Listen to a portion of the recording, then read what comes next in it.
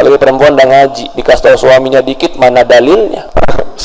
Bagus kalau kau tanya dalil, bagus. Tapi kalau kau tanya dalil untuk bantah suamimu, lebih baik kau diam. Lebih baik kau menjadi orang badui yang gak pinter tapi cuman diam, patuh, taat, soleh. Itu lebih mulia bagi dirimu daripada kau seolah-olah cerdas tapi kau pembangkang. Betul? Gak ada perempuan yang bisa berhasil kalau rumahnya pembangkang. Gak ada.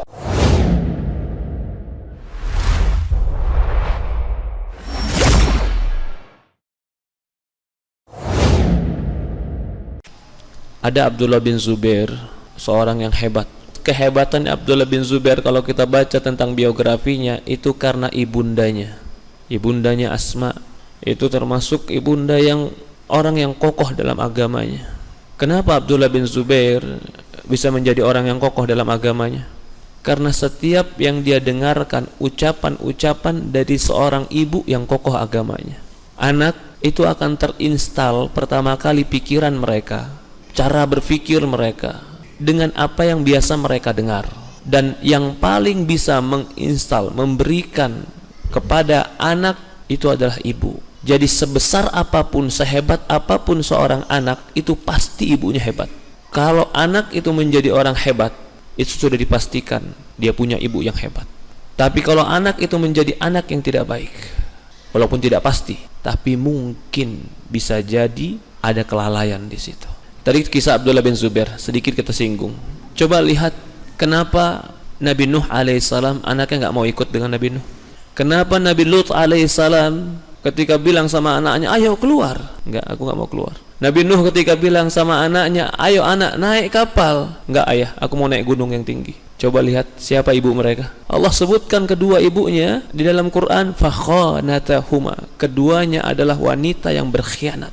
Pengkhianatan seorang istri, pengkhianatan seorang ibu dalam rumah tangga menghancurkan anak. Walaupun dibahas para ulama apa yang dimaksud dengan berkhianat di dalam Quran, kan disebutkan di Quran itu. Wa kana tahta 'abdaina min ibadina salihah fakhanatahuma. Mereka di bawah dua hamba kami yang soleh. Suaminya dibilang soleh. Siapa suaminya? Lut dan Nuh. Tapi apa yang terjadi? Fakhanatahuma. Dia berkhianat kepada suaminya. Lanjut. Bagaimana kisah selanjutnya di Quran? Ketika istri berkhianat, Nuh mengajak anaknya, ya anak aku naik. Irkab ma'ana, naik sama kami. Tidak ya.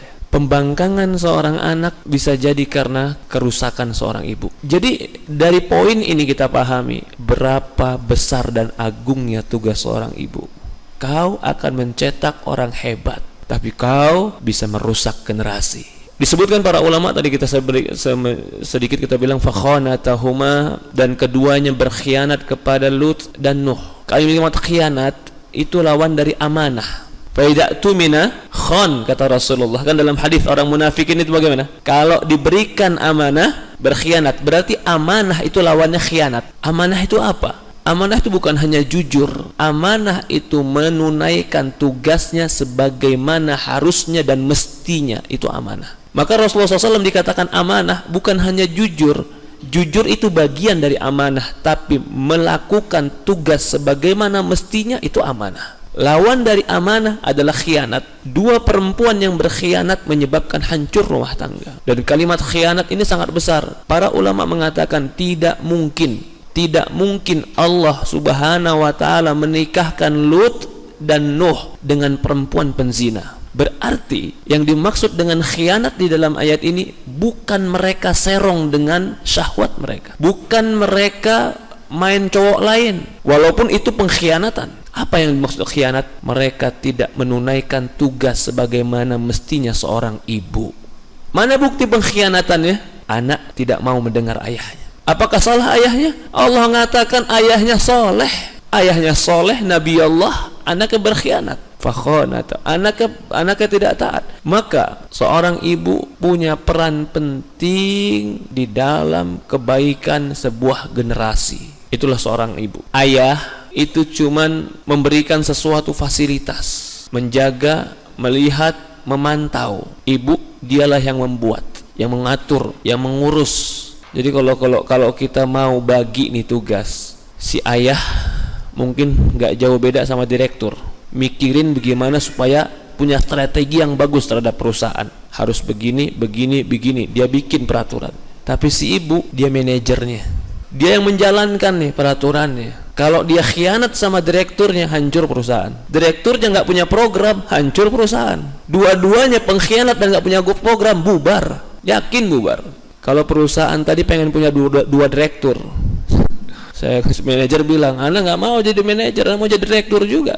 Ya udah, kita cari job masing-masing. Jalan nggak perusahaan? Hancur. Atau contoh lagi, yang satu bukan bermental direktur, yang satu bermental manajer, nggak punya konsep, nggak punya ketegasan, nggak punya strategi. Pokoknya jalan aja kayak air. Terserah mau dibawa kemana nih? Mau dibawa ke sungai, mau dibawa ke selokan, mau di air, pokoknya jalan. Ini pun nggak benar. Maka itu tugas dari Allah. Tugas dari siapa? Allah. Pembagian rumah tangga itu tugas dari Allah dan Rasul. Nah, kalau Allah yang menugaskan dan Rasulullah yang menugaskan, tugas ini bukan tugas yang sembarangan. Orang yang tidak menjalankan tugas sebagaimana mestinya tidak amanah. Orang tidak amanah berarti khianat. Mana dalil bahwasannya itu tugas dari Allah dan Rasul? Kan orang sekarang kayak begitu. Apalagi perempuan udah ngaji, dikasih tahu suaminya dikit, mana dalilnya? Bagus kalau kau tanya dalil, bagus. Tapi kalau kau tanya dalil untuk bantah suamimu, lebih baik kau diam. Lebih baik kau menjadi orang badui yang gak pinter, tapi cuman diam, patuh, taat, soleh. Itu lebih mulia bagi dirimu daripada kau seolah-olah cerdas tapi kau pembangkang.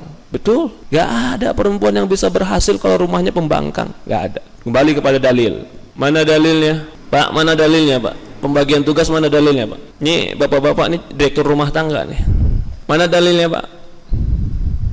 Pasti kalau Anda sebutin dalilnya, oh itu mana hafal Ustaz, Anda tiap hari ngaji. Bener, Anda tahu. Dalilnya Al-Qur'an. Ar-rijalu qawwamuna 'ala nisa bima faddalahu ba'dhum 'ala ba'd wa bima anfaqu min amwalihim. Laki-laki itu pemimpin, kata Allah, terhadap wanita. Mereka menjadi utama karena mereka telah diutamakan oleh Allah dan apa yang Allah rizkikan untuk mereka. Berarti yang memberikan rizki laki-laki lebih tinggi sedikit daripada perempuan siapa? Allah. Ridho nggak sama Allah? Oh, enggak Ustaz, saya mah laki-laki harus sama. Lah kalau kayak begini mindset caramu berpikir dalam rumah tangga, udah nggak usah banyak ngobrol, nggak usah banyak debat, pasti nggak nyambung. Tapi kalau kau hargai ayat ini, ar-rijalu qawwamuna 'ala nisa, Allah yang bilang. Kenapa? Bima anfaqu min amwalihim, terhadap apa yang mereka infakkan dari harta mereka. Berarti yang menginfakkan siapa? Suami. Maka suami yang tidak menginfakkan harta kepada istri akan hilang harga dirinya. Akan hilang harga dirinya. Karena Allah mengkaitkan kamu menjadi pemimpin bima anfaqu, ketika kau menginfakkan. Lah ketika kau minta sama istrimu begini, nggak mau kerja, jangan kau katakan kau akan punya kepemimpinan. Hilang kepemimpinanmu.